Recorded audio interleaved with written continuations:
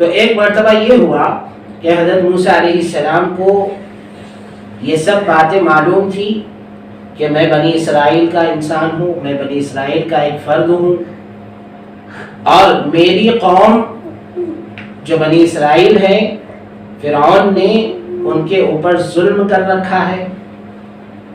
یہ سب باتیں حضرت موسیٰ علیہ السلام جانتے تھے. ایک مرتبہ حضرت موسیٰ علیہ السلام مارکیٹ گئے تو وہاں پر دیکھا کہ ایک بنی اسرائیل کا آدمی اور ایک قبطی آدمی دونوں لڑ رہے تھے، دونوں کا آپس میں جھگڑا ہو رہا تھا. حضرت موسیٰ علیہ السلام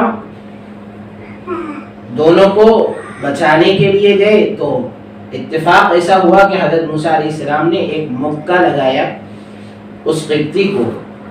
مکہ لگایا، جیسے ہی انہوں نے مکہ لگایا وہ قبطی وہیں پر مر گیا.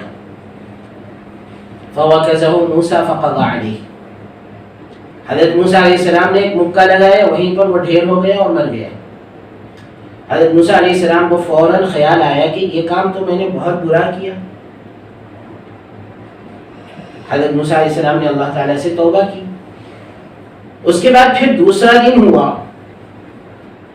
ہوا تو پھر وہی بنی اسرائیل کا آدمی دوسرے قبطی سے لڑ رہا تھا. کل جو بنی اسرائیل کا آدمی لڑ رہا تھا وہی بنی اسرائیل کا آدمی دوسرے قبطی سے لڑ رہا ہے. اب کی بات حضرت موسیٰ علیہ السلام کو اپنی قوم یعنی بنی اسرائیل کے آدمی پر غصہ آیا،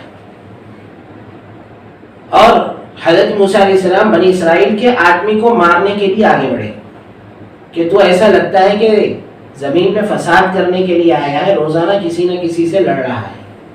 اپنی قوم کے آدمی کو مارنے کے لیے حضرت موسیٰ علیہ السلام جیسے ہی آگے بڑھے اس آدمی نے چیخ کر اعلان کر دیا کہ موسیٰ تم نے جو ہے کل ایک آدمی کو قتل کیا تھا، آج مجھے قتل کرنا چاہتے ہو.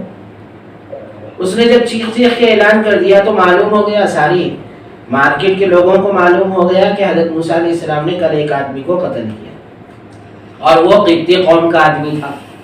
اور قبطی قوم فرعون کی قوم تھی.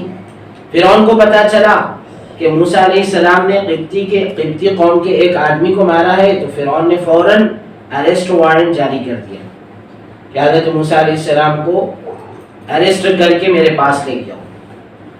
ادھر فرعون کا اریسٹ وارنٹ جاری ہوا. فرعون کے لوگوں میں سے ہی ایک آدمی بھاگتا ہوا حضرت موسیٰ علیہ السلام کے پاس آیا اور اس نے کہا کہ آپ فوراً اس ملک سے چلے جاؤ، اس شہر سے نکل جاؤ، اس لیے کہ آپ کے نام پر اریسٹ وارنٹ نکل چکا ہے. اب اگر آپ اس ملک کے اندر یا اس شہر کے اندر رہیں گے تو آپ کو اریسٹ کر لیا جائے گا، اور پھر اس کے بعد آپ کے ساتھ کیا ہوگا آپ نہیں سوچ سکتے. حضرت موسیٰ علیہ السلام فوراً نکل گئے. وہیں سے نکلے اور نکل کے دریائے قلزم پار کرتے ہوئے دریائے قلزم کے کنارے پر ایک شہر تھا جس کا نام تھا مدین.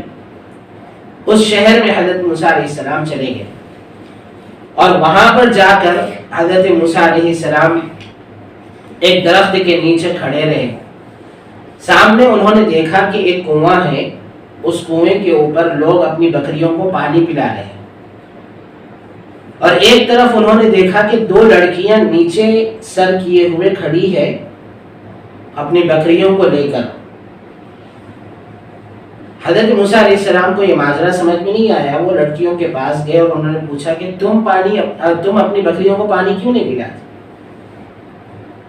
ان لڑکیوں نے کہا کہ ہم چونکہ لڑکیاں ہیں مردوں کے بیچ میں جا کر ہم پانی نہیں پلاتے، اور ہمارے گھر میں جو ہے کوئی نوجوان مرد بھی نہیں ہے، ہمارے والد بھی بہت بوڑھے ہیں، اس لیے جب یہ مرد پانی پلا کر واپس چلے جائیں گے تو پھر ہم جو ہے اپنی بکریوں کو پانی پلا لیں گے. موسیٰ علیہ السلام نے کہا کہ میں تمہاری بکریوں کو پانی پلا دیتا ہوں. حضرت موسیٰ علیہ السلام ان کی بکریوں کو لے کے گئے اور ان کی بکریوں کو انہوں نے پانی پلا دیا. پانی پلا کر لا کے ان کی بکریاں ان کے حوالے کر دی.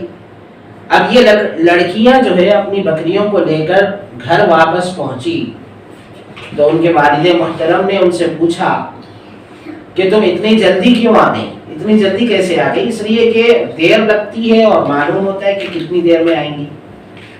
تو والد محترم نے پوچھا کہ تم اتنی جلدی کیوں آ گئی؟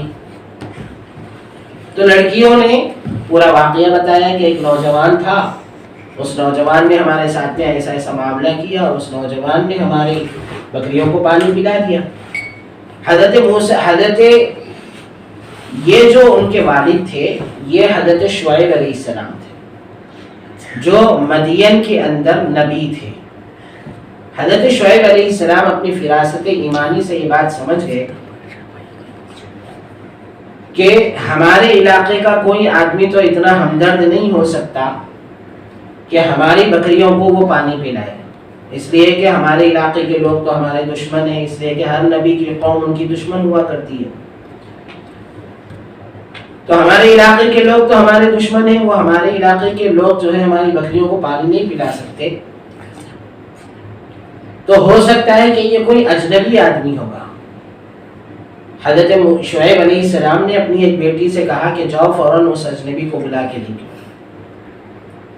ان کی بیٹی شرم و حیا کے ساتھ میں چلتی ہوئی حضرت موسیٰ علیہ السلام کے پاس آئی، اور حضرت موسیٰ علیہ السلام اسی درخت کے نیچے کھڑے ہوئے تھے اللہ سے دعا کر کے۔ اس لڑکی نے آ کر فوراً کہا کہ آپ کو ابو جان نے بلایا ہے تاکہ آپ نے جو پانی پلایا ہے اس کا بدلہ دے سکے۔ حضرت موسیٰ علیہ السلام اس لڑکی کے ساتھ میں چل پڑے۔ گھر پہنچنے کے بعد حضرت شعیب علیہ السلام نے حضرت موسیٰ علیہ السلام سے ملاقات کی اور اس کے بعد ان سے تفصیل طلب کی کہ آپ کہاں سے آئے ہیں، کدھر سے آئے ہیں۔ حضرت موسیٰ علیہ السلام نے اپنا پورا واقعہ بیان کیا، تو حضرت شعیب علیہ السلام نے ان کو دلاسا دیا، تسلی دی کہ لا تخف نجوت من القوم الظالمین، آپ ڈریے مت، آپ جو ہے ظالموں سے بچ چکے ہیں، اس لیے کہ یہ فرعون کا علاقہ نہیں ہے، آپ ظالموں سے بچ گئے۔